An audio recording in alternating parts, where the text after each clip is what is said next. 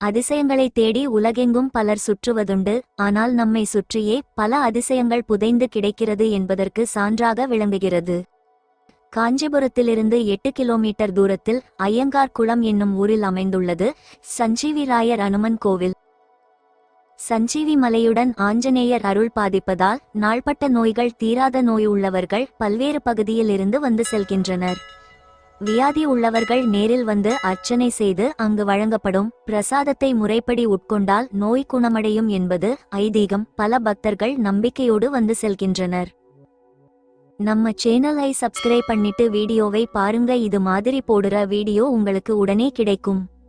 சில ஆண்டுகளுக்கு முன்பு இந்த கோவிலில் உள்ள ஐம்பொன்னால் செய்யப்பட்ட அனுமன் சிலையை கயவர்கள் கொள்ளையடித்து சென்றுள்ளனர். ஆனால் அப்படி கொள்ளையடிக்கப்பட்ட சிலையை அவர்களால் வெகு தூரம் கொண்டு செல்ல முடியவில்லை. ஆகையில் அருகில் இருந்த ஒரு கிணற்றில் அவர்கள் போட்டு சென்றனர். பிறகு மீண்டும் அந்த அனுமன் சிலை இந்த கோவிலை வந்தடைந்துள்ளது. அனுமனின் இந்த சக்தியை கண்டு அந்த ஊர் மக்கள் மெய் சிலிர்த்துள்ளனர். இந்த கோவில் குளம் இங்கு கட்டப்பட்டதற்கு பின்பு ஒரு வரலாறும் ஒளிந்துள்ளது.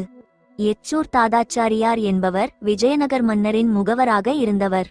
அவர் இந்த வழியாக பொன் பொருளை கொண்டு செல்கையில் கொள்ளையர்கள் அவரை சூழ்ந்துள்ளனர். ராமபக்தரான அவர் உடனே ராமநாமத்தை ஜபிக்க துவங்கியுள்ளார்.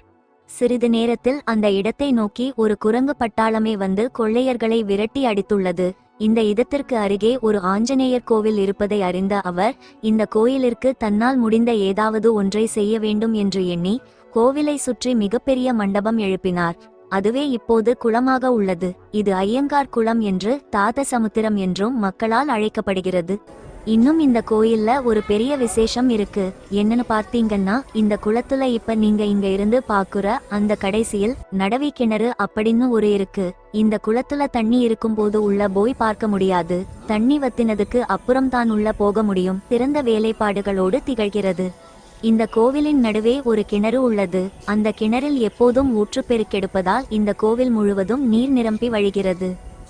சித்ரா பௌர்ணமி நாள் இங்கு விசேஷமாக கொண்டாடப்படுகிறது. அந்த சமயத்தில் இந்த கோவிலில் உள்ள நீரை மோட்டார் கொண்டு வெளியேற்றுகின்றனர். நீரை வெளியேற்றிய பிறகு இந்த கோவில் மண்டபத்தில் கிட்டத்தட்ட 500 முதல் 600 பக்தர்கள் வரை இறைவனை வணங்கும் அளவிற்கு இடம் உள்ளது. திருவிழா முடிந்த ஓர் 2 வாரங்களில் மீண்டும் இந்த கோவில் முழுவதும் நீர் சூழப்படுகிறது. எப்போதும் நீரில் மூழ்கியிருக்கும் இந்த கோவிலின் மூலவராக அனுமன் வீற்றிருக்கிறார். அவருக்கு எதிரே ராமன், சீதை மற்றும் லட்சுமணர் உள்ளனர். பூமிக்கு அடியில் கட்டப்பட்டு எப்போதும் நீரில் மூழ்கியிருக்கும் இந்த அதிசய கோவில். இந்த கோவில்ல எப்போ விசேஷமா இருக்குன்னு பார்த்தீங்கன்னா, அஷ்டமி மூல நட்சத்திரத்தில் சிறப்பு வழிபாடு, மார்கழி அமாவாசை மூல நட்சத்திரத்தில் ஆஞ்சநேயர் பிறந்த நாள், அனுமன் ஜெயந்தி விழா, ஆவணி உரியடி விழா, மாசி மகம் இந்த நாட்களில் இந்த கோயில்ல ரொம்ப விசேஷமா இருக்கும்.